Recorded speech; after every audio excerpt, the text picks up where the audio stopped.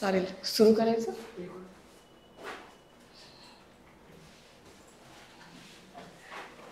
Okay, so आज आपण basics पासून सुरू करणार आहोत. बेसिक म्हणजे काय की एक्झामचा अप्रोच तिथून.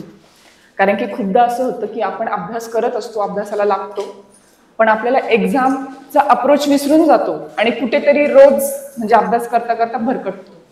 एक एक 2-2 तासासाठी भरकटतो डेली. आणि इयरली जर तसं कॅल्क्युलेट केलं आपण तर आपण पूर्णच भरकटलेलो असतो.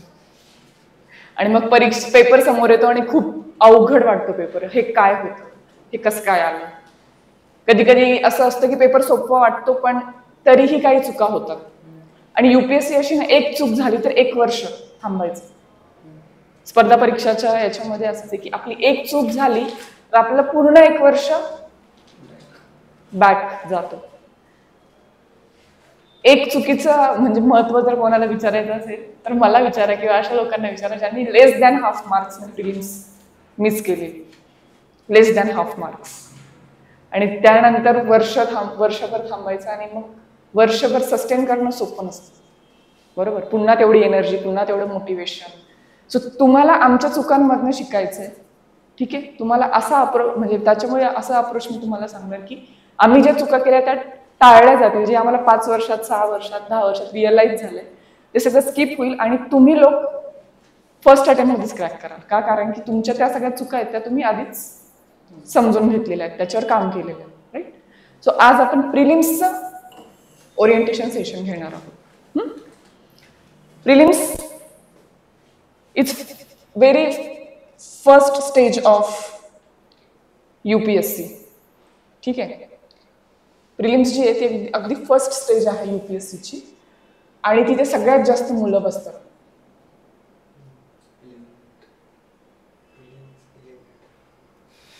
सगळ्यात जास्त मुलं म्हणजे सगळ्यात जास्त कॅन्डिडेट्स जे असतात किंवा पास होण्याचा रेशो जो आहे तो सगळ्यात कमी प्रिलिम्सचा आहे.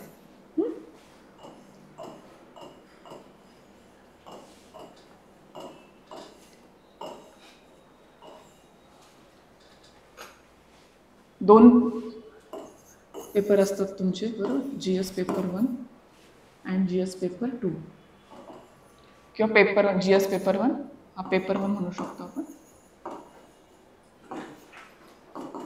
आणि सीसॅटचा पेपर हा पेपर 2 असतो.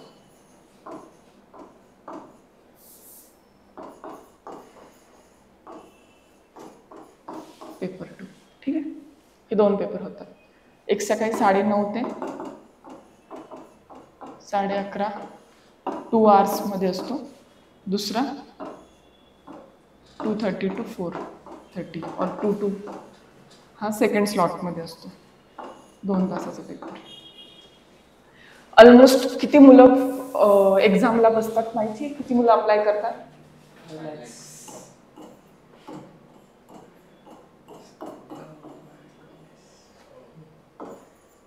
ॲस्पायरंट्स अप्लाय करतात आणि तिथून किती येस फॉर प्रिलिम्स येस फॉर्म फिल करणारे एक्झाम अटेम्प्ट करायला मिनिमम येतात 5 to 6 लाख. ठीक. आणि एक्झाम झाल्यानंतर सिलेक्शन जे होतं फॉर मेन्स ते जेवढ्या व्हॅकन्सीज असतील त्या व्हॅकन्सीजच्या इंटू 13. म्हणजे समजा 1000 व्हॅकन्सीज असतील इन जनरल ते इंटू 13 म्हणजे 13,000 कॅन्डिडेट सिलेक्ट होतात फॉर मेन्स म्हणजे क्वालिफाय होतात. ओके. तर यामध्ये पण स्मार्ट वेने जर आपण बघायला गेलं डिटेल अनालिसिस ह्या 13,000 मध्ये पण कॅटेगरी वाईज नंबर डिफर करतात. ठीक आहे. Open 40%, EWS 10%, OBC around 27%, and then remaining something 60 or 7%, and then PH group, right? SC STs, right? So 13,000 पैकी जर आपण 4% ओपनच्या सीट्स किती झाल्या? Around 5,000 around. मी तुम्हाला एवढं इन डिटेल याच्यासाठीच सांगते कारण की आपल्याला चुकायचं नाही. आपला पहिला स्ट्रोक हा बेस्ट असला पाहिजे. राईट? तरच मी बेस्ट कोच असू शकते ना. जे नॉर्मली सगळे सांगतात ते सगळेच सांगतात, पण आपल्याला स्पेसिफिक इंडिव्हिज्युअली हे करायचंय, काय म्हणतात, प्लॅनिंग करायचं, स्वतःसाठी प्लॅनिंग करायचं. EWS असेल तर दिस प्लेस ओपनचे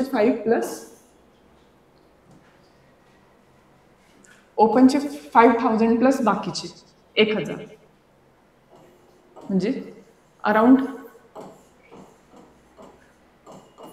एवढे रिझर्व्ड आहेत, पण त्यांना अपॉर्च्युनिटी 6,000 जागांवरती.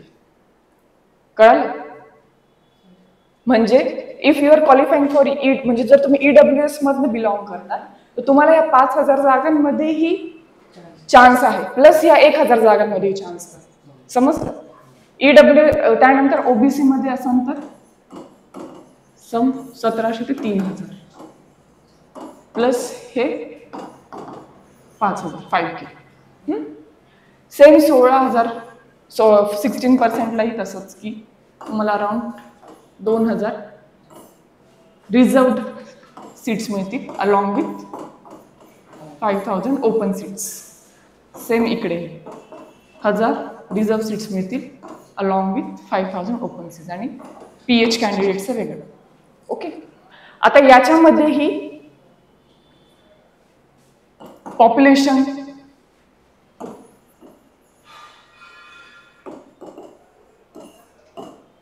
किती आहे त्याच्यावरनं पुन्हा डायनामिक्स बदलतात. जसं की ओबीसी कोटा आहे, वाटताना खूप जास्त जागा वाटतायत, ठीक आहे, पण मोर दॅन 55% पॉप्युलेशन जी इंडियाची ती ओबीसी मध्ये. ओके. मोर दॅन 55% लोक हे ओबीसी मध्ये. त्याच्यामुळे ओबीसी मध्ये कोटा जरी जास्त असेल तरी कॉम्पिटिशन ओपनचीच. ओके. म्हणजे कट ऑफ आपल्याला ओपनचाच क्लिअर करायचं आहे. सो म्हणजे कॅटेगरी वाईज प्रत्येकाचा मग कट ऑफ पण वेगळा येतो. आपण कट ऑफ बघू पुढे. इथपर्यंत समजलं? मग प्रिलिम्सला पुन्हा जर स्टडी करायचं आहे तर UPSCने काय दिलंय? सिलेबस.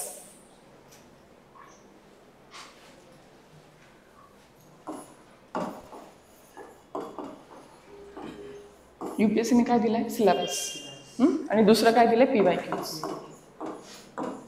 असं म्हणतात की UPSC is everything around the sun. आणि आपल्याला खूप डिफिकल्ट वाटते परीक्षा, खूप डिफिकल्ट. का? कारण की काहीही विचारतायत. असं आपल्याला सारखं ऐकायला येतं, पेपर बघितल्यावर वाटतं की काहीही विचारतायत, कारण की असे प्रश्न असतात, काहीही असतात. ओके. खरंच काहीही प्रश्न असतात की जे सिलेबस किंवा कशाशी रिलेव्हंट नसतात. पण स्टील आपल्याला काय करायचंय? आपल्याला स्ट्रॅटेजी बनवायची आहे की आपण तो कट ऑफ आहे, कट ऑफची जी बाउंड्री आहे, जशी 50 केल्यानंतर बॅटवर करतात, 100 केल्यानंतर बॅटवर करतात, तसं आपला कट ऑफ पास करून बॅटवर करायची. सो एव्हरीथिंग अराउंड द सन नाहीये. सनच्या अराउंड काय स्पेसिफिक येणार आहे ते UPSCने खूप चांगलं सांगितलं. आणि ते कशात? सिलेबसमध्ये. ठीक आहे. तर आपला सिलेबस आहे पेपर 1 साठी. Current affairs of national and international importance. Current affairs करायचे, पण कोणते? नॅशनल आणि इंटरनॅशनल इम्पॉर्टन्स. मग याच्यामध्ये स्टेट पॉलिटिक्स येतं का? किंवा स्टेट लेवलवरती किंवा पुण्यामध्ये पोस्ट कारचं काहीतरी ती इन्सिडेंट झाला, तो लोकल लेवलवरती किंवा नॅशनल लेवलवर ठीक आहे व्हायरल झाला तो, पण does it really make any difference? नाही. जास्तीत जास्त त्यातनं काय ना, जुवेनाईल जस्टिस सिस्टीम काय आहे ती तुम्हाला समजून घ्यायची की इंडियाची जुवेनाईल जस्टिस सिस्टीम काय आहे, कारण की जुवेनाईलला त्याच्यामध्ये सोडलं गेलं. बरोबर. असे खूप सारे करंट अफेअर्स असतील की जे आपल्या कामाचे नाही आहेत. जसं की इथे कोणाचा तरी खून झाला, तिथे काहीतरी झालं, बरोबर, भोसरीमध्ये काहीतरी झालं, यवतमाळला काहीतरी झालं, ते इम्पॉर्टंट नाहीये जोपर्यंत ते नॅशनल किंवा इंटरनॅशनल लेवलवरती त्याच्यावरती डिस्कशन नाही केलं जात. Ancient medieval modern history. Ancient medieval modern history म्हणजे हिस्ट्रीचा हे आहे इंडियन पॉलिटी अँड गव्हर्नन्स. त्यानंतर इंडियन पॉलिटी आणि Indian politics difference. Okay. Governance, public administration आणि गव्हर्नन्स याच्यामध्ये पण फरक आहे. पॉलिटिक्स आपण बघितलं होतं. पॉलिटिक्स काय असतं, जे नेते मंडळी राजकारणामध्ये जे काही डायनामिक्स असतात त्यांचे जे खेळतात त्याला पॉलिटिक्स म्हणतात. आपल्याला पॉलिटिक्स नाही स्टडी करायचं, आपल्याला पॉलिटी स्टडी करायचं. पॉलिटीमध्ये काय येतं, इंडियन कॉन्स्टिट्यूशन, त्याचे प्रोव्हिजन्स, ऍक्ट झाले, अमेंडमेंट्स झाल्या, त्यांच्यामध्ये असलेल्या कॉन्सेप्ट ते पॉलिटीमध्ये येतं. गव्हर्नन्समध्ये आणि पब्लिक ऍडमिनिस्ट्रेशनमध्ये फरक काय आहे, पब्लिक ऍडमिनिस्ट्रेशनमध्ये जे येतं त्या असतात थेरी, की पब्लिक ऍडमिनिस्ट्रेशन कसं असलं पाहिजे, मग ह्या सायंटिस्टचा अप्रोच, तो अप्रोच, पब्लिक पॉलिसीचा अप्रोच, ते थेअरायझेशन आपल्याला स्टडी करायचं नाही. आपल्याला गव्हर्नन्स म्हणजे इंडियन गव्हर्नन्स, त्यात पण इंडियाच्या कॉन्टेक्स्टमध्ये आपण कशा प्रकारचं लोकांपर्यंत पब्लिक पॉलिसी आणतोय त्यासाठीचा एकतर कॉन्सेप्ट असते. कॉन्सेप्टमध्ये फॉर एक्झाम्पल मागे प्रश्न विचारला की ब्युरोक्रेसीचं काम काय आहे, किंवा पब्लिक पॉलिसी ती लोकांपर्यंत पोहोचवण्यासाठी कोणती इन्स्टिट्यूशन बनवलेली. एक प्रश्न आला होता, तुम्ही अनालिसिस केलं तर तुम्हाला तो दिसेल. तो गव्हर्नन्स पासून इन्स्पायर्ड होता. त्यानंतर इंडियन गव्हर्नन्समध्ये स्कीम्स येतात, बरोबर का, कारण की जी पॉलिसी म्हणजे जे काही आपल्याला खालीपर्यंत पर्टिक्युलेट करायचं आहे तर ते स्कीम्स थ्रूच केलं जाईल ना. इंडियन गव्हर्नन्समध्ये स्कीम्स असतात. Physical and Indian geography.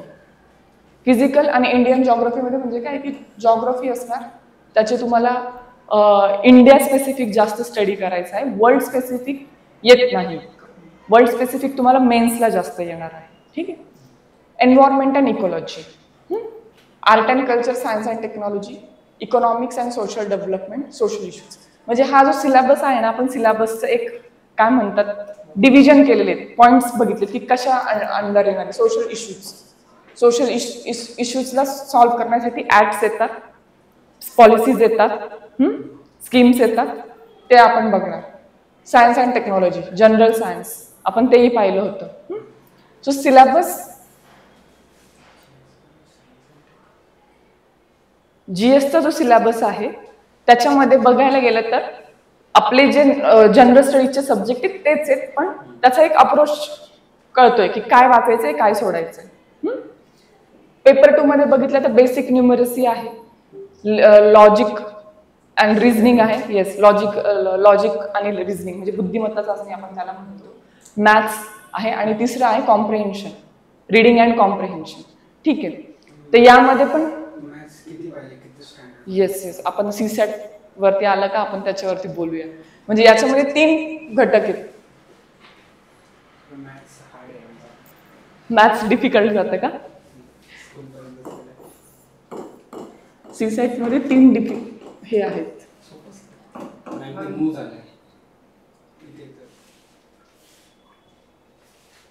खूपच जास्त स्मार्ट आहे, smart board. CSAT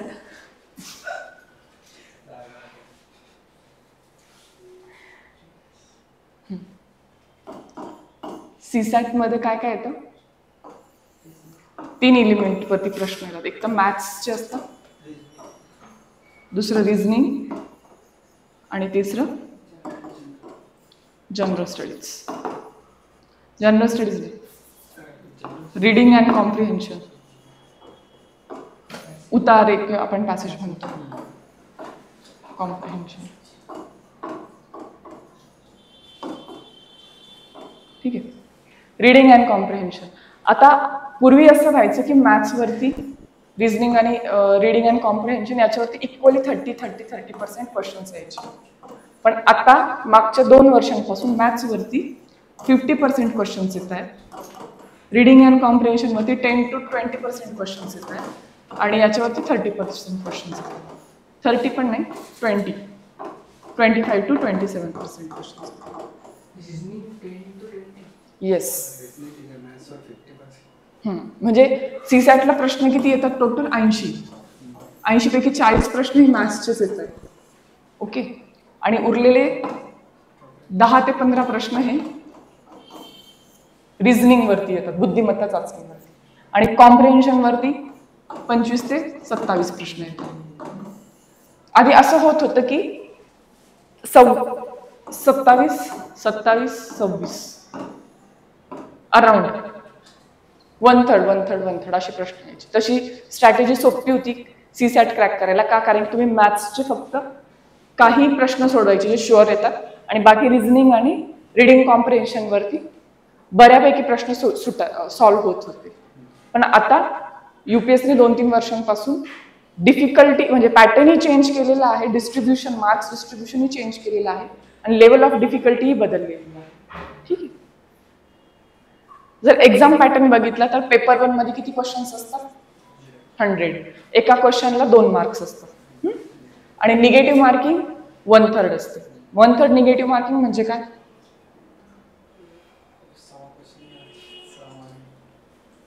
1/3 negative marking म्हणजे आता समजा तुम्ही 10 प्रश्न तुम्हाला विचारलेत, एक प्रश्न 2 मार्काला झाले किती? 20 मार्क्स. 20 मार्क्सचं तुम्हाला गेन होईल. ठीक आहे. त्यातले तुम्ही सॉल्व्ह केले 5 प्रश्न. 5 पैकी तुमचे बरोबर आले 3 आणि समजा तुम्ही 6 प्रश्न बरोबर केले. 6 पैकी प्रश्न बरोबर आले 3 आणि चुकले तुमचे 3. ठीक आहे. तर हे 6 पैकी 2 तर मार्क्स तुम्हाला मिळणार. 3 2 6 म्हणजे 3 बरोबर प्रश्नांचे 2 असे 6 मार्क्स तर मिळणार. पण तुम्ही 3 प्रश्न चुकवले म्हणून याचे तुम्हाला पेनल्टी मार्क अशा असणार की 1/3 म्हणजे एक प्रश्न चुकवला की यातला बरोबर प्रश्नाचे 1/3 मार्क्स कमी होतील. मग बरोबर प्रश्नाचे किती मार्क असतात? 2. 2चे 1/3 म्हणजे किती झाले? 0.66. तुमचा एक अटेम्प्ट केलेला प्रश्न चुकला की 0.66 मार्क्स वजा होणार ह्या मिळवलेल्या मार्क्समध्ये. मग तुम्ही 3 प्रश्न चुकवलेत ना आता, मग 0.66 नुसार किती? 0.66, 0.66 आणि 0.66. हे जर तुम्ही सम केलं तर हे 2 मार्क्स होतात. त्यातले तुमचे 2 मार्क्स वजा होतील आणि तुमचा ऍक्च्युअल स्कोर असेल 4 मार्क्स. समजा निगेटिव्ह मार्किंग म्हणजे काय?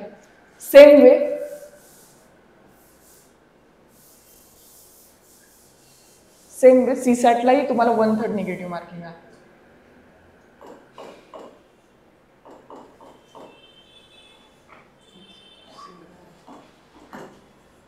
सीसॅटलाही 1/3 निगेटिव्ह मार्किंग. सीसॅटचे किती प्रश्न असतात? 80 आणि एक प्रश्न किती मार्क्सला असतो? 2.5. ठीक आहे. हे 80 प्रश्न हे 2.5 आणि याची निगेटिव्ह मार्किंग जर पकडली तर किती येते ती? 0.333 समथिंग. डिवाइड करा 1.2.5 divided by 3 0.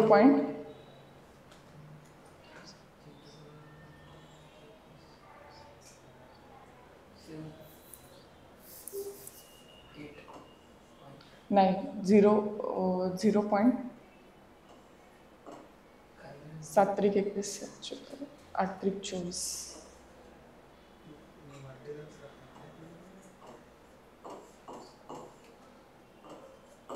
Something 0.88 marks minus होतात. करा 2.5 divided by 3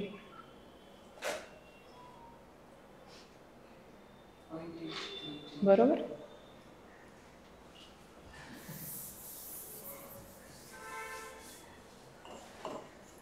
one third marks म्हणजे इथे किती आहे? 0.833 आणि इथे किती आहे? 0.66.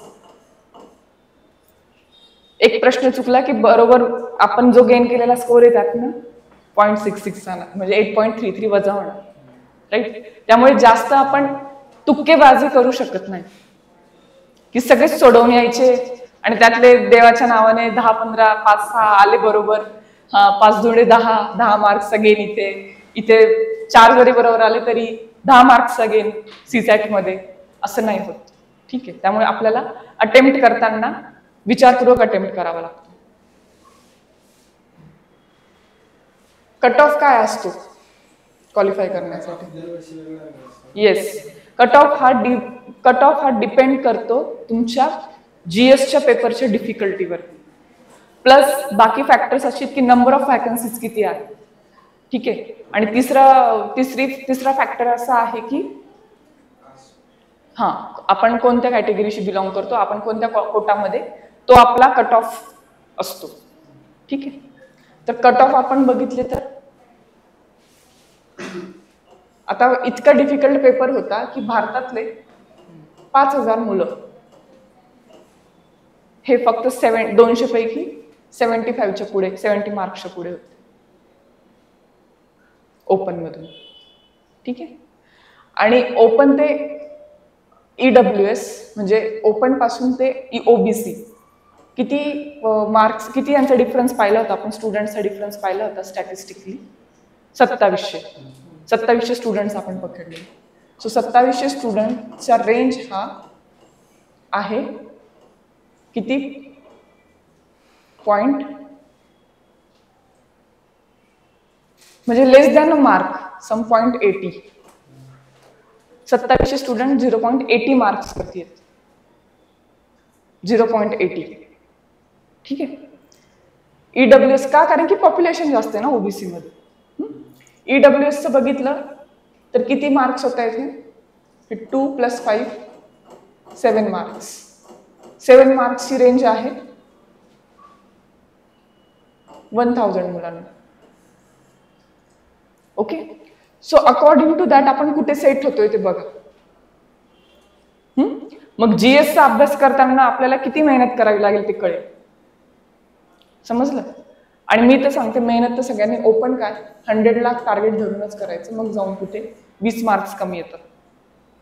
आपण जर कट ऑफला टार्गेट केलं ना, 80 मार्क्सला टार्गेट केलं तर आपण येतो नाही 40 नाही एवढे, 80 मार्क्स केले की 75 वरती येतो. मार्जिनने मागे येतो. सो टार्गेटच जास्त ठेवा, म्हणजे आपण तेवढा सिलेबस कव्हर करणार, तेवढी प्रॅक्टिस करणार, तेवढे टॉपिक्स वरती आपला होल्ड आणण्याचा आपण प्रयत्न करणार की हे शुअर शॉट आपले निघाले पाहिजे. मग तेवढे आपले एफर्ट्स वाढतील. ओके. दुसरं असं आहे की याच्यात दुसरा फॅक्टर कट ऑफ गिरण्यासाठी आहे CSATचा पेपर. CSATचा पेपर एवढा डिफिकल्ट होता, तो कॅट लेवलचा पेपर होता. येस, क्वालिफाईंग जरी असेल तरी क्वालिफाईंग मार्क्स आणणं त्याच्यामध्ये डिफिकल्ट झालं होतं. का? कारण की जे 40 क्वेश्चन्स होते आपले याचे मॅथ्सचे जे 40 क्वेश्चन्स होते त्यापैकी डुएबल क्वेश्चन्स हे 10 ते 15च होते. जर आपण 2016 पासून ते 2019 पर्यंतच्या 19-20 पर्यंतच्या CSAT लेवलवर स्टडी केला तर त्या लेवलला जर स्टडी केला तर इतकेच मार्क्स म्हणजे एवढेच प्रश्न सॉल्व्ह झाले असते त्याच्या डिफिकल्टी लेवलला जर आपण स्टडी केला असता. कारण की काही जे व्हेरी ऍडव्हान्स क्वेश्चन्स आहेत ज्याच्यात आधी 3 ते 4 प्रश्न विचारायचे किंवा 2 ते 3 प्रश्न विचारायचे, परम्युटेशन, कॉम्बिनेशन, त्यानंतर प्रोबॅबिलिटी, यावरती ह्यावेळेस त्यांनी किती प्रश्न विचारले होते? 10 ते 12. शिवाय नंबर सिस्टीम वरती दरवेळेस 10 प्रश्न असतात जे डुएबल असतात, पण ह्यावेळेस नंबर सिस्टीमचे जे प्रश्न होते तेही डिफिकल्ट होते, त्यांची डिफिकल्टी लेवल वाढलेली होती. तुमच्या पेपरच्या बाहेर हे 21 क्वेश्चन सॉल्व्ह पण होती, पण तुमचे पेपर म्हणजे इन दॅट 2 hours म्हणजे तिथे टाइमचा गेम आहे. टाइमच्या गेम मध्ये तुम्ही एका प्रश्नावरती more than 3 to 4 minutes spend करताय तर तुम्ही आउट आहे. बरोबर. सगळे जरी सॉल्व्ह करायचे नसले म्हणजे सगळे आपल्याला सॉल्व्ह नाही करायचे ते बरोबर आहे, सगळे जरी सॉल्व्ह करायचे नसले तरीही जेवढे सॉल्व्ह करायचे ते आणि समजणार कसं हा क्वेश्चन सॉल्व्ह करायचा आहे की नाही. जेव्हा आपण रीड करू, जेव्हा आपण सॉल्व्ह करायला ट्राय करू आणि जेव्हा निघणार नाही तो क्वेश्चनचा आन्सर आपल्याला येणार नाही, आपण 2-3 मिनिट ते इन्व्हेस्ट केलेले असतील, आपण पॅनिक होणार आणि मग आपण पुढच्या क्वेश्चनकडे जाणार. आणि त्या पॅनिक सिच्युएशनमुळे पहिला पेपर म्हणजे पहिला प्रश्न तो सुटलाच नाही, दुसऱ्या प्रश्नालाही त्याचा इम्पॅक्ट होणार. बरोबर. आणि असा सगळा आपला पेपर खराब व्हायला लागतो. त्यात तुम्ही काम राहून आणि आपल्याला पाहिजे तशी म्हणजे आपण ज्याच्यावर स्टडी केलेलं आहे, आपण ज्याच्यावरती कन्फर्म आहोत, अशा कॉन्सेप्टचे क्वेश्चन जरी शोधले तरीही ते तितके नाही भरले ह्यावेळेस. म्हणजे ह्यावेळेसच्या CSAT मध्ये असं झालं की ते प्रश्न तेवढे नव्हते जेवढ्या याच्यामध्ये कट ऑफ निघेल. जसं की 40 क्वेश्चन मॅथ्सचे आलेले, बरोबर. त्यानंतर 15 क्वेश्चन्स समजा 15 to 16 क्वेश्चन्स हे रिझनिंगचे आलेले, लॉजिकल रिझनिंग अँड डेटा इंटरप्रिटेशनचे. आणि उरलेले जे होते पुन्हा 26 क्वेश्चन्स 27 क्वेश्चन हे याचे आलेले रीडिंग कॉम्प्रिहेन्शनची RC. आता रीडिंग कॉम्प्रिहेन्शनचे तुम्ही सगळे जरी प्रश्न सोडवले तरी 50-50% ॲक्युरेसी. ठीक आहे, 50% ॲक्युरेसी म्हणजे काय झालं, 26 पैकी 13 बरोबर, 13 चुकले.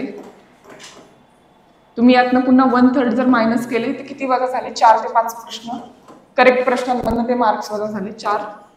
9 इंटू 2.5 किती झाले, 9 दुने 18 आणि 4.5 22.5 मार्क्स फक्त RC मधून आले तुम्हाला. 22.5 मार्क्स. आपल्याला किती कट ऑफ किती आपला 66.67. त्यातले 22 मार्क्स झाले. आपल्याला अजून 44 मार्क्स काढायचे. 44 मार्क्स काढण्यासाठी इथले 15 प्रश्नांपैकी तुमचे समजा तुम्ही सॉल्व्ह केले 7 ते 8 प्रश्न आणि त्यात पुन्हा तुम्ही 2 प्रश्न चुकवले किंवा 3 प्रश्न चुकवले. किती प्रश्न बरोबर आले, 7 ते 8 पैकी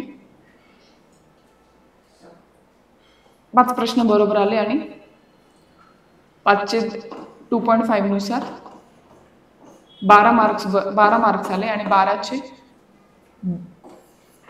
0.88 नुसार किती वजा झाले, पुन्हा अराउंड 10 मार्क्स इथून आले. 10 मार्क्सचा अराउंड गेन पकडू शकतो, पकडतोय आपण. 22 आणि 10 किती झाले, 32. अजून आपल्याला किती मार्क्स काढायचे, अराउंड 35 प्लस, बरोबर, 35 to 40. कारण की आपण बाउंड्रीचा विचार करतोय. तर 40 मार्क्स इथून काढण्यासाठी 2.5 ने डिवाइड केलं तर आपल्याला मिनिमम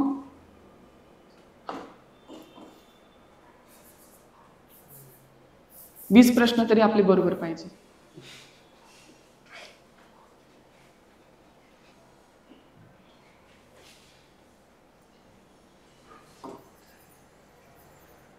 मिनिमम आपले 20 प्रश्न तरी आपले इथले एक्झॅक्ट सुटायला म्हणजे सॉल्व्ह व्हायला पाहिजे. ठीक आहे, 20 प्रश्न बरोबर येण्यासाठी तुम्हाला 23 प्रश्न तरी अटेम्प्ट करावे लागतील. त्यातले 3 प्रश्न चुकतील, मग 20 बरोबर येतील. 20 मधला एक निगेटिव्ह मार्किंग मधला जाईल, म्हणजे किती उरले, 19. बरोबर, 19 इंटू 2.5 जेवढे मार्क्स येतात तेवढे ऍड केले की मग कट ऑफ निघेल. पण ते तेवढे 23 प्रश्नच सापडले नाही, एका तास वेळच नाही मिळाला. आणि वेळ मिळूनही 19च्या पुढे प्रश्न सॉल्व्हच होत नव्हते, म्हणजे 10-15 प्रश्नांच्या पुढे प्रश्न सॉल्व्ह होत नव्हते. का, कारण की त्यांची डिफिकल्टी लेवल खूप स्ट्रॉंग होती. म्हणजे सीसेट किती मोठा गेम झालेला आहे आता, GS पेक्षा सीसेट डिफिकल्ट झालेला. ओके, आणि IITians NITians जे असतात त्यांचं ऑलरेडीच इंग्लिश चांगलं असतं, रीडिंग कॉम्प्रिहेन्शन त्यांचं चांगलं असतं, त्याच्यामुळे त्यांना तिथे मदत होते. आणि मॅथ्समध्ये त्यांनी प्रॅक्टिस केली तर त्यांचा निघतो एक्झाम. त्यातलं IIM वाल्यांना तर म्हणजे ज्यांनी MBA वगैरे केले त्यांचे तर ऍप्टिट्यूड टेस्टनेच एंट्रन्स एक्झाम असतात ना, कॅट वगैरे, त्यामुळे त्यांचा आधीच अभ्यास झालेला असतो, त्यांना रिफ्रेश करावं लागतं. आणि आपण काय करतो, आपण हे करतच नाही. आणि कित्येक मुलं आहेत की वर्षानुवर्षांपासून सीसॅट मध्येच फेल होत आहेत, कॅटेगरीमध्ये असूनही. क्वालिफाईंग मार्क्स आहेत, येस, हो, दरवर्षी वेगळा नसतो. नाही, क्वालिफाईंग सगळ्यांना एवढाच मार्क्स आणायचे. येस, हे तुम्ही क्वालिफाय केलं तर तुमचा पेपर 1चे मार्क्स काउंट होतात. नॉट 23, तुम्हाला स्ट्रॅटेजी करायची की 80 क्वेश्चन पैकी कसं सॉल्व्ह करणार तुम्ही, कोणत्यावर जास्त मेहनत करणार, कशी प्रॅक्टिस करणार, की तुम्हाला हा 67 मार्क्सचा जो बाउंड्री किंवा कट ऑफ आहे तो पास होईल. आता जसं मी तुम्हाला हे सांगितलं, हो, येस, पण ते पास होणं तेवढं सोपं नाहीये. कळतंय सीसॅटचं. हे बाकीचे कट ऑफ आहेत. आता इथे कट ऑफ वाढलाय का, कारण की सीसॅटचा पेपर एवढा डिफिकल्ट नव्हता.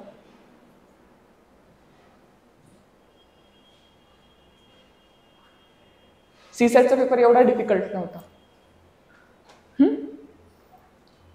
बाकी कट ऑफ बघा तुम्ही. पर्सन विथ डिसेबिलिटीज हा 2021चा कट ऑफ आहे. म्हणजे कट ऑफ जनरली 90 पर्यंत जातोय आपण. 90 म्हणजे तुम्ही 90 मार्क्स आणले की तुम्ही इन होताय. GS1 आणि CSAT दोन्ही पण कंबाईन मध्ये कट ऑफ लागतो? नाही. येस, हे 90 मार्क्स फक्त GS पेपर 1 चे 200 पैकी.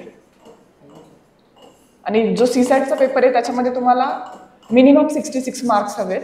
66 मार्क्स असले तरच तुम्ही, म्हणजे मिनिमम 68 मार्क्स हवेत, 67 आउट ऑफ 200.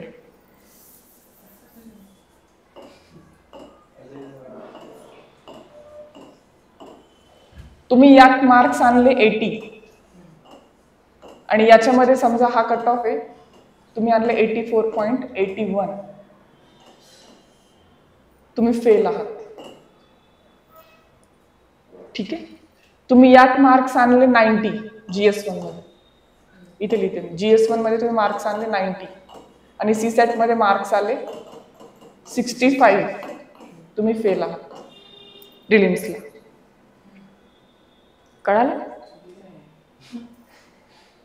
सो CSAT पण आपल्याला स्ट्रॅटेजी करून क्वालिफाय करायचं आहे अराउंड 80 मार्क्सला आणि जनरल स्टडीज पण आपल्याला क्वालिफाय करायचं आहे अराउंड 100 मार्क्स.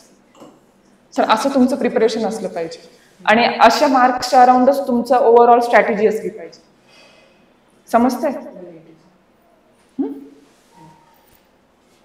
हे बघा, हे कट ऑफ आहे आधीचे पेपर पॅटर्न नुसार, कारण की आधी एवढा अनसर्टन अनप्रेडिक्टेबल पेपर निघायचा नाही. तर 2016चा प्रश्न कट ऑफ तर पाहिलं का किती तुम्ही? 2015 आणि 16चा 106, 109, 106 कट ऑफ दिलेला. का? कारण की तेव्हा पेपर तसा असायचा पण नाही, तेव्हाही CSAT क्वालिफाईंग होता, पण CSAT ची डिफिकल्टी इतकी नव्हती, आरामात CSAT निघायचा. येस, आरामात CSAT निघायचा. आणि MPSC मध्ये बघितलं ना तर MPSCचा CSAT फारच सोपा आहे कम्पॅरेटिव्ह UPSCचा CSAT. कारण की MPSC मध्ये उतारेच असतात, पॅसेजेस मराठीत नसतात आणि खूप सोपी त्यांची लेवल असते. तर तुमचा CSATचा पेपर फक्त पॅसेजेस प्लस थोडं LR चे एक्झॅक्ट आन्सर असलेले क्वेश्चन्स केले की निघून जातात. सो सोर्सेस काय असले पाहिजे, सोर्सेसवर आपण शेवटी बोलू. सिलेबस तर आपण पाहिला, पण सिलेबस सोबत PYQs खूप इम्पॉर्टंट आहे. सिलेबस मध्ये आपण काय काय पाहिलं इन जनरल बघायला तर economics, polity, history, geography, science and tech किंवा general science, IR, governance and social issues किंवा त्याच्यामध्ये स्कीम्स येतील.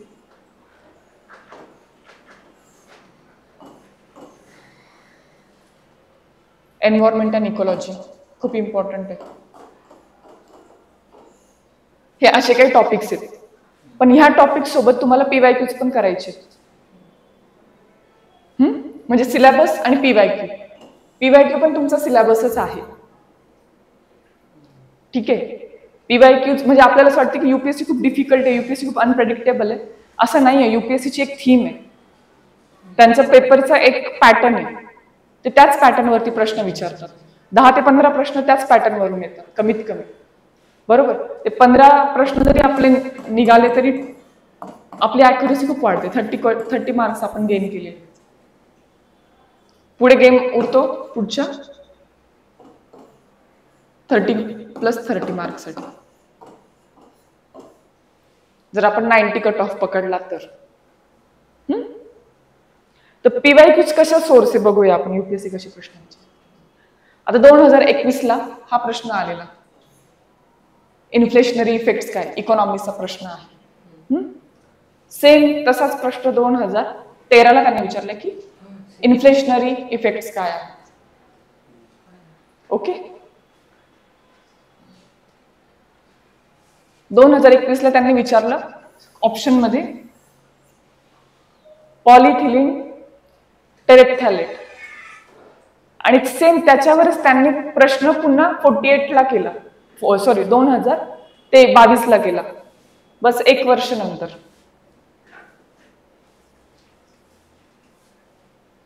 समजतंय? म्हणजे तुम्ही ऑप्शन्सचा स्टडी केला पाहिजे. सगळ्यात पहिला पॉइंट. PYQचा तर करायचाच, पण PYQचे जे ऑप्शन्स असतात त्यांचाही स्टडी करायचा. याच्यातलं करेक्ट आन्सर काहीतरी वेगळं असेल किंवा हेही असेल, पण जे इनकरेक्ट आहेत ऑप्शन्स त्याचाही स्टडी करून ठेवायचं. जनरल स्टडीजचं सांगते. त्यानंतर हा मनी मल्टिप्लायर वरती क्वेश्चन आलेला 2019ला आणि 21ला सेम टू सेम क्वेश्चन आला. त्यांनी म्हणजे ड्राफ्ट पण बदलण्याची कष्ट घेतले नाही. 2 मार्कांचा गेन खूप झाला. मी तुम्हाला काय सांगते, 0.66 ने फेल होतात लोक, 0.33 ने फेल होतात. 1 वर्ष थांबावं लागतं. हे 2 मार्क्स मिळत आहेत. केनियामध्ये त्यांनी विचारलेला दादाब रेफ्युजी कॅम्प कुठे आहे, 2009चा प्रश्न येतो. सेम प्रश्न त्यांनी 2022ला रिपीट केला. ठीक आहे. आणि जर तुम्हाला थर्ड क्वेश्चन करेक्ट आहे जर कळालं की हा केनियामध्ये आहे किंवा सोमालियामध्ये आहे, तर बघा तुमचे बरेच इलिमिनेट झाले असतील. 2 and 3 मध्ये येतो आपण sir.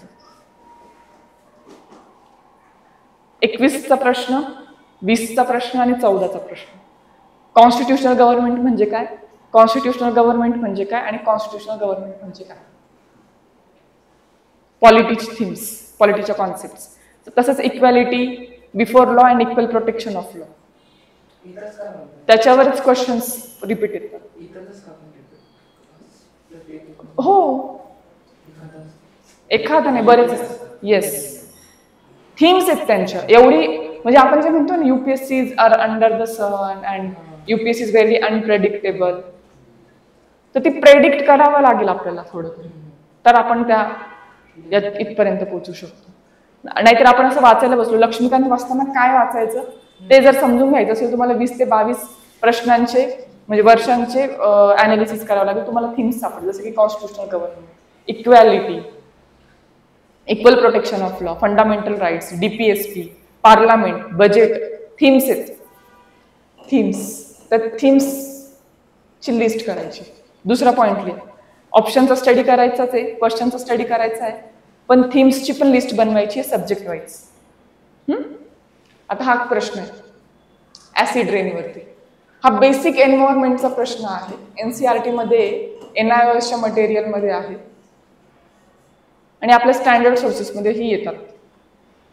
Acid rain, acid rain 13लाही प्रश्न विचारला, 22लाही प्रश्न विचारला ऍसिड रेन मध्ये. Which of the gases are caused for acid rain. आता हा एन्शियंटचा क्वेश्चन आहे. एन्शियंट पोर्ट्स कोणते म्हणजे त्यांनी ते पोर्ट सांगितलेच की पुहार पोर्ट आहे, ताम्रलिप्ती पोर्ट आहे. याचा answer all of the above. ठीक आहे, त्यांनी ते सांगितलंच की पोर्ट ह्या पेअर्स बरोबर आहेत की नाही. पुढच्या वर्षी प्रश्न आला, with reference to period of Gupta dynasty in ancient India, Ghantasala, Kadura, Chaul were known as ports.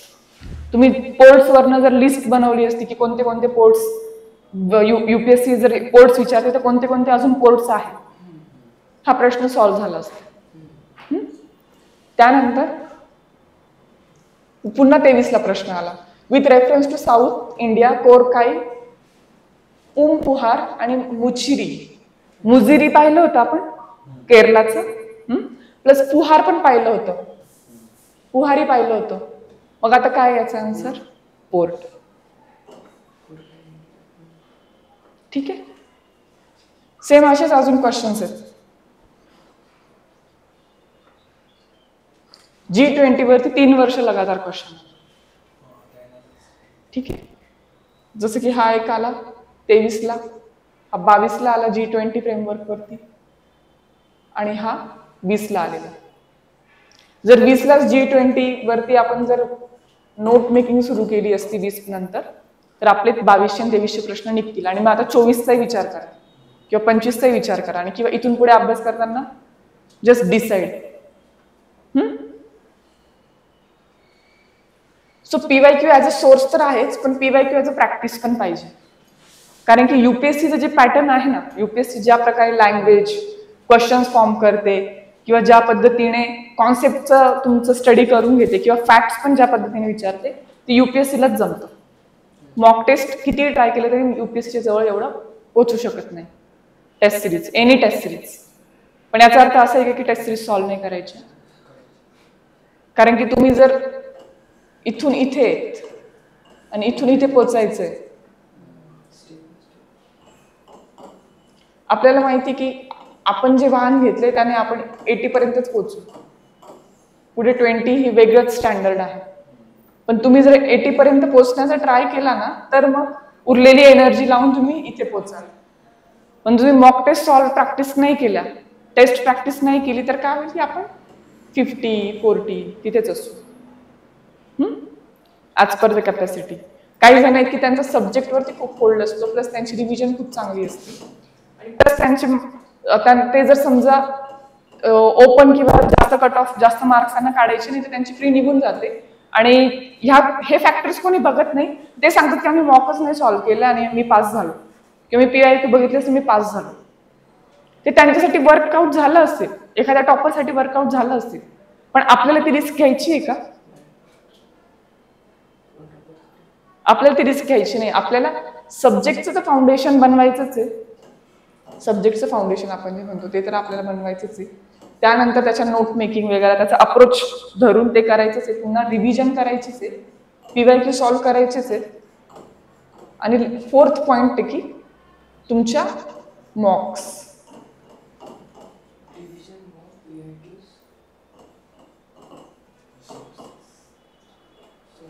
Sources, 4 सूत्री कार्यक्रम.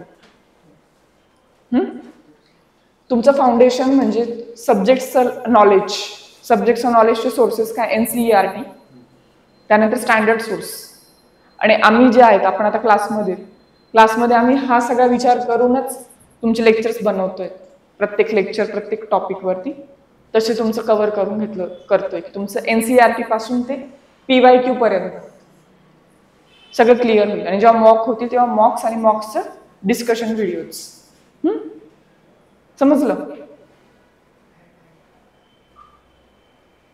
मार्क्स डिस्ट्रीब्युशन बघूया आता आपण जनरल स्टडीजचं. आता जर आपण पेपर 1 जर सॉल्व्ह करायला गेलो तर आपण 10 सब्जेक्ट एकंदरीत काउंट केले, तर 10च्या 10 सब्जेक्ट तेवढा डिवायडेड बाय 10 मंथ्स तसा जर स्टडी केला तर आपला अप्रोच चुकतोय. का? कारण की UPSC प्रत्येक क्वेश्चनला किंवा प्रत्येक सब्जेक्टला एक स्पेसिफिक वेटेज देते. फ्रॉम लास्ट 10 to 15 इयर्स तुम्ही जर अनालिसिस केलं तर प्रत्येक सब्जेक्टला UPSC एक वेगळ्या त्यांचं स्पेसिफिक वेटेज आहे.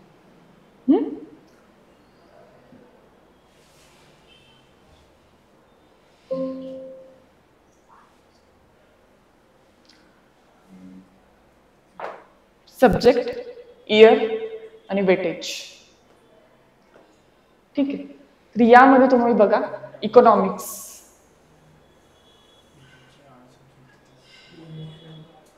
इकॉनॉमिक्सचे क्वेश्चन्स बघा 15+ आहेत. आणि करंटचे अजून 5 ऍड करायचे, +5 प्रत्येक ठिकाणी. यात +5 ऍड करा करंटचे. आणि एन्व्हायरमेंट अँड इकॉलॉजी पण बघून घ्या, आणि याचे +5 करंटचे ऍड करा, मिनिमम +5. ठीक आहे. म्हणजे 20 to 22 क्वेश्चन्स तुमचे इकॉनॉमीचे येत आहे, 20 to 22 क्वेश्चन्स तुमचे एन्व्हायरमेंटचे येत आहे, 10 to 15 क्वेश्चन्स तुमचे सायन्स अँड टेक्सचे येत आहे. पॉलिटीचे क्वेश्चन्स बघा ओव्हरऑल 15 मार्क्सच्या अराउंड, 15 क्वेश्चन्सच्या अराउंड आहे. जॉग्रफीचे क्वेश्चन्स ओव्हरऑल बघा 10 क्वेश्चन्सच्या अराउंड आहे, 10 ते 12.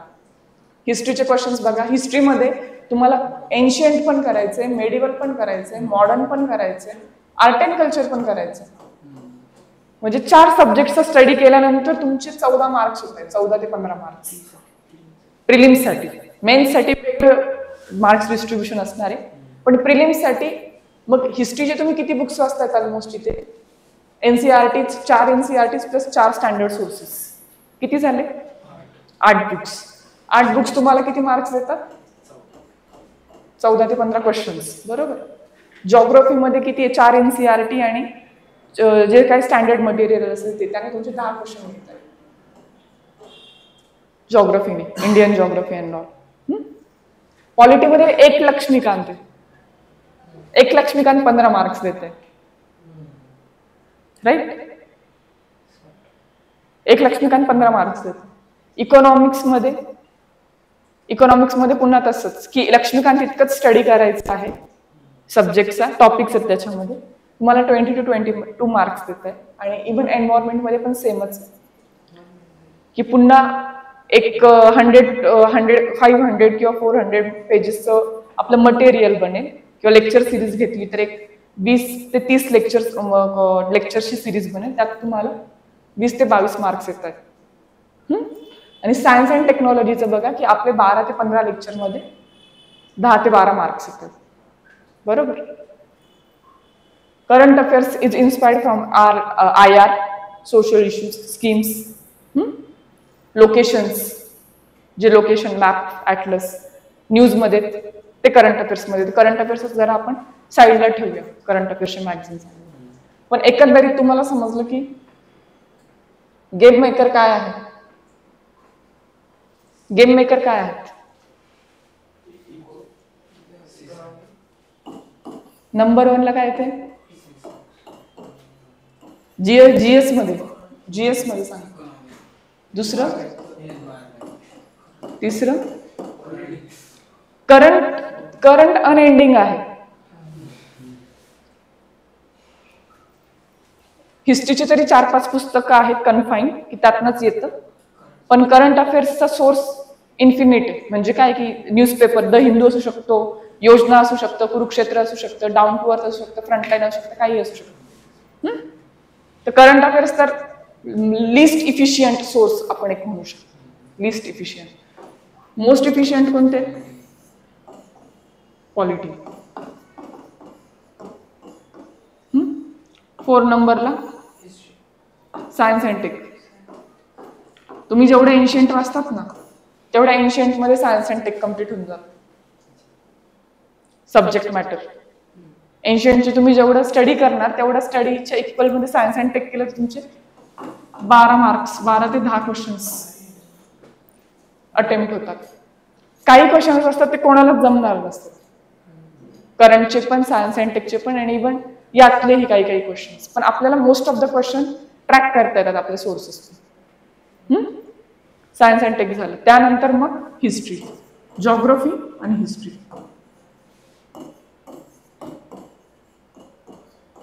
Geography, history. ठीक आहे.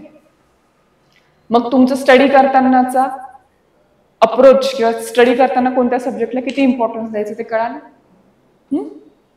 यातले काही खूपदा काय होतं, काही गोष्टी आपल्या स्किप होतात. जसं की आर्ट अँड कल्चर स्किप झालं, सिलेबस कव्हर करता सिलेबसच कव्हर नाही झालं. असं बिलकुल करायचं नाही. सगळं एकदा तरी करून द्यायचं. का. कारण की अचानकच UPSC ला हुकी येते आणि 10-15 प्रश्न फक्त आर्ट अँड कल्चरचेच विचारले गेले 2014ला का 15ला. ठीक आहे. 2022ला 21, 20, 19, 18 करंट अफेअर्स काहीच विचारलं नाही. 2022ला 22 प्रश्न आले करंट अफेअर्सचे. 2022च्या एप्रिलला लोकांनी करंट अफेअर्स नाही करायचं ठरलं, फक्त स्टॅटिकच नीट करून जाऊ, आणि 22 प्रश्न करंट अफेअर्सचे आले. म्हणजे UPSC काय करतं. गेम. येस. कोणत्या वर्षाला कधी जास्त वेटेज देऊन टाकेल सांगता येत नाही. मग तेव्हा तुम्हाला त्यामुळे काय करायचं की सगळे सब्जेक्ट एकदा तर टच करून जायचे, पण कमांड या वरच्या 3-4 सब्जेक्ट वरती करायची.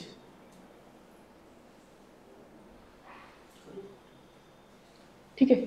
आता पेपरमध्ये म्हणजे जो प्रिलिम्सचा पेपर होतो त्याच्यामध्ये मीडियम कोणतं असतं. मराठीमधनं पेपर येत नाही. पेपर हा फक्त इंग्लिश आणि हिंदी ह्या 2 मीडियम मध्येच असतो. सो आपलं मराठी मीडियम जरी असेल तरीही इंग्लिशचं नॉलेज किंवा इंग्लिशमधनं तुम्हाला टर्मिनॉलॉजीज, इंग्लिशमधनं रिडिंग असणं गरजेचं आहे. ठीक आहे. आणि हिंदी जरी असेल तरी हिंदीचं ट्रान्सलेशन इतकं ऍप्ट नसतं. जे आहे ते आहे. हिंदीचं ट्रान्सलेशन UPSCचं इतकं ऍप्ट नसतं. त्याने तुमचे बरेच प्रश्न सुटतात. जर तुम्ही इंग्लिशमधून सॉल्व्ह केले तर इझिली निघतात. ठीक आहे. तो हिंदी मीडियम, मराठी मीडियमच्या स्टुडंट्सने इंग्लिश मीडियमचा सराव ठेवायचा. त्यासाठी PYQ सॉल्व्ह करणं महत्वाचं आहे. कारण की PYQ ने आपण ती भाषा अडॉप्ट करतो, ती भाषा समजतो. जस्ट प्रिलिम्सचा स्कोर फायनल स्कोर असतो का. नाही. प्रिलिम्स फक्त आपल्याला क्वालिफाय करून देते मेन्सला. आपलं जे सिलेक्शन आहे किंवा आपली रँक, आपलं केडर, हे सगळं आपल्या फायनल स्कोरमध्ये म्हणजे मेन्सच्या आणि इंटरव्ह्यूच्या स्कोरने डिसाइड होतो. 1750चा मेन्स आणि 275चा इंटरव्ह्यू. 2025 मार्क्स पैकी तुम्ही किती मार्क्स आणले त्याच्यावरती तुमची रँक ॲज वेल ॲज तुमचं केडर आणि तुमची सर्व्हिस डिसाइड होतं. ओके, पुन्हा त्यात फॅक्टर्स आहेत, insider, outsider, quota, this and that. मग तिथे आपल्याला तशी सर्व्हिस अलोकेट होते.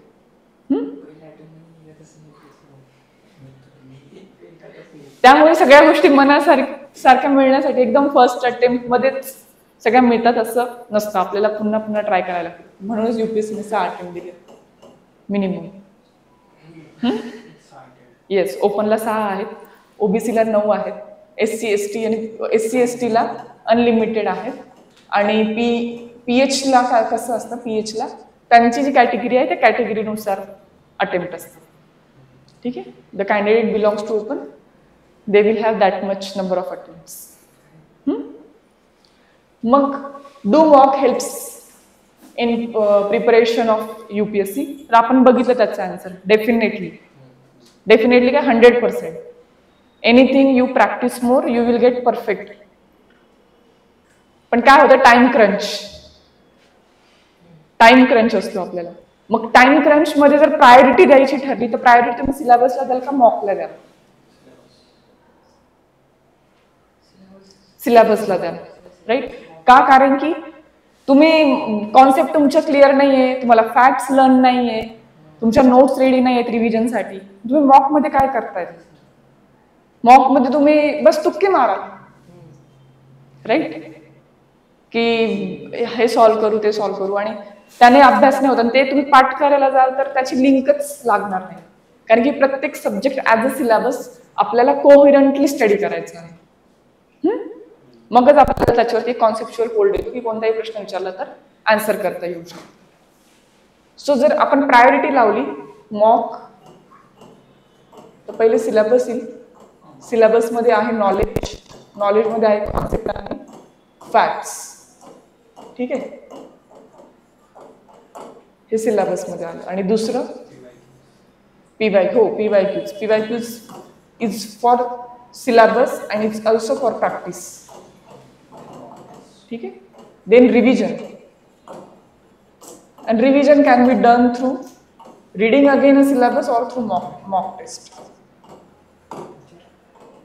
ठीक है. आणि fourth is mock test. Aim of mock test is revision and syllabus.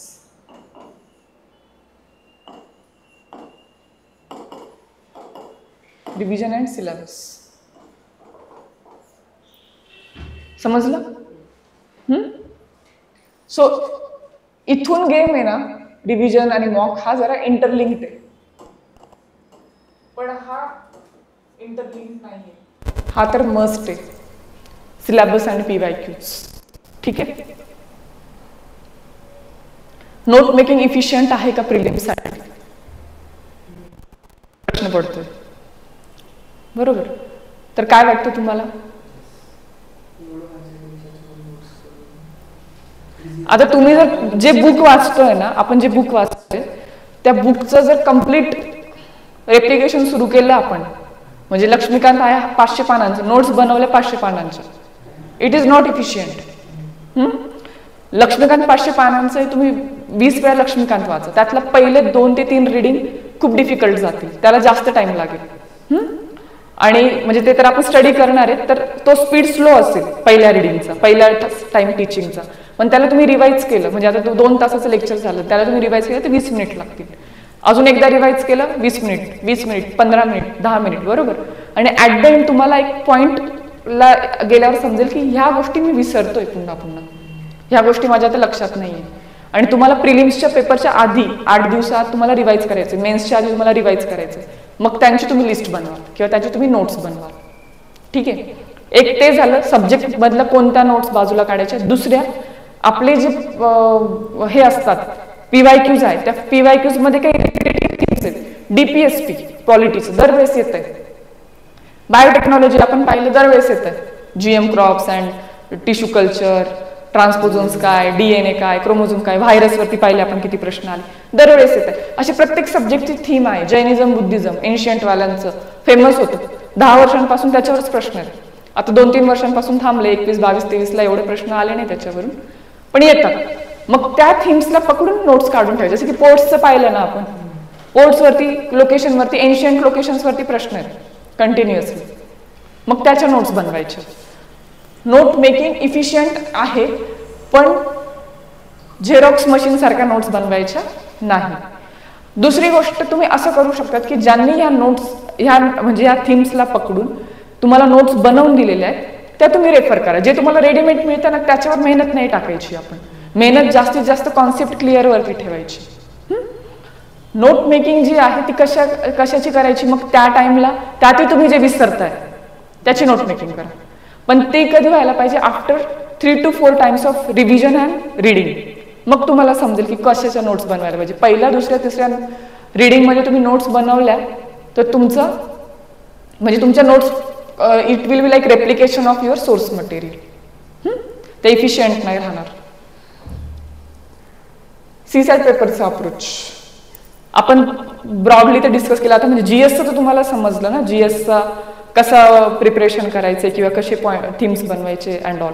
CSAT पेपरचा अप्रोच, सीसॅटला तुम्हाला मॅथ्स मध्ये प्रोफिशियन्सी आणण्याशिवाय पर्याय उरलेला नाही.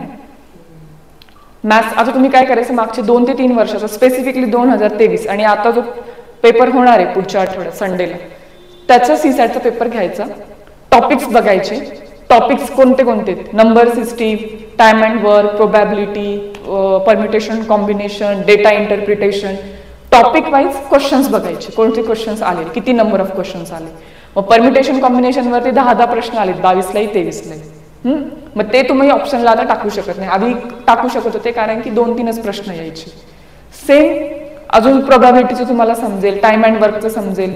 काही टॉपिक्स हे लॉजिकल रिझनिंग आणि डेटा इंटरप्रिटेशनचे असतात, ते तुम्हाला समजतील की हे आपल्याला करायचे आहेत की नाही, म्हणजे कोणते करायचे कोणते सोडायचे, बरोबर. ते अनालिसिस करायचे. त्या टॉपिक तुमचा क्लिअरच असला पाहिजे. ऑब्व्हियसली तुमचे लेक्चर्स होणार आहेत, सर तुमचं सगळं कव्हर, येस सीसॅट तुमचं करून घेणार आहेत, नो डाऊट. पण कोणावरच डिपेंड राहायचं नाही.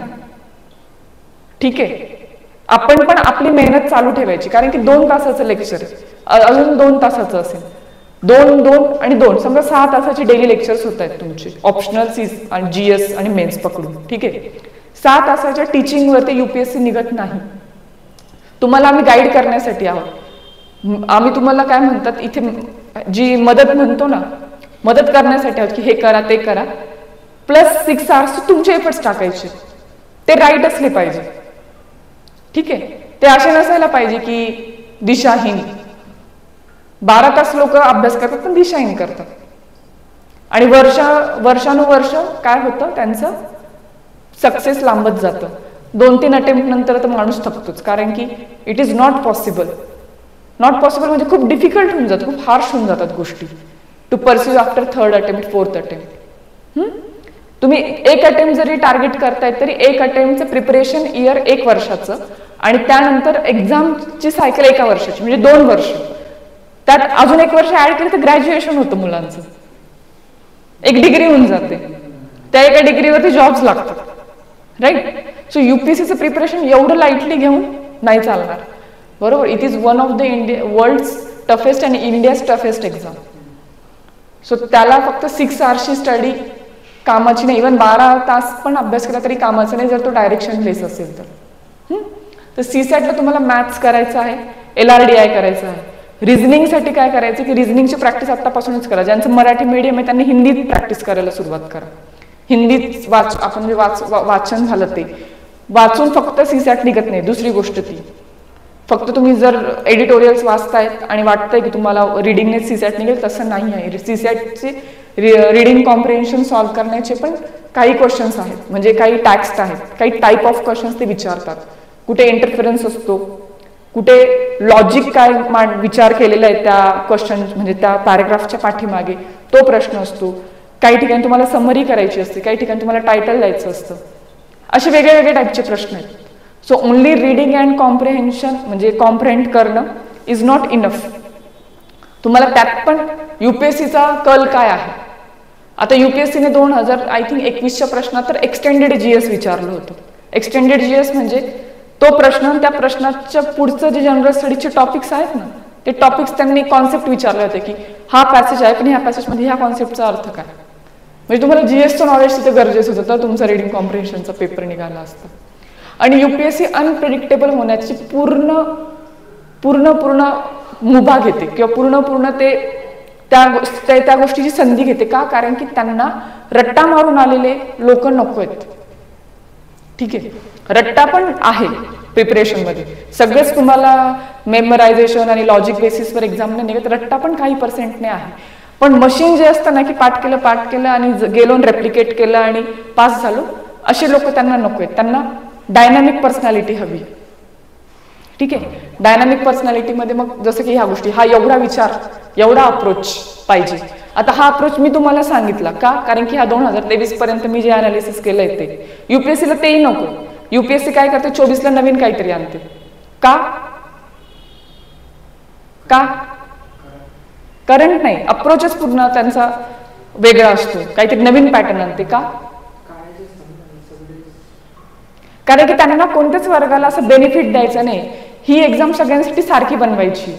फर्स्ट अटेम्प्ट वाल्यासाठी पण ती डिफिकल्ट असणार, जो IAS ऑफिसर ज्याने ऑलरेडी एक्झाम काढली त्याच्यासाठी पण ती डिफिकल्ट असणार, आणि जो 5th अटेम्प्ट मध्ये अडकलेला आहे त्याच्यासाठी पण ती एक्झाम तेवढीच अवघड असणार, तेवढीच सरप्राइझिंग असणार. कोणालाच 100% बेनिफिट्स नाही मिळणार. ठीक आहे, पण काय असतं, एक्सपिरियन्सला एक्सपर्टीज येते. ज्याने एकदा अनप्रेडिक्टेबल एक्झाम क्रॅक केलेली तो पुन्हा क्रॅक करण्याचे त्याचे चान्सेस जास्त असतात. चान्सेस असतात पण श्युअरिटी नसते.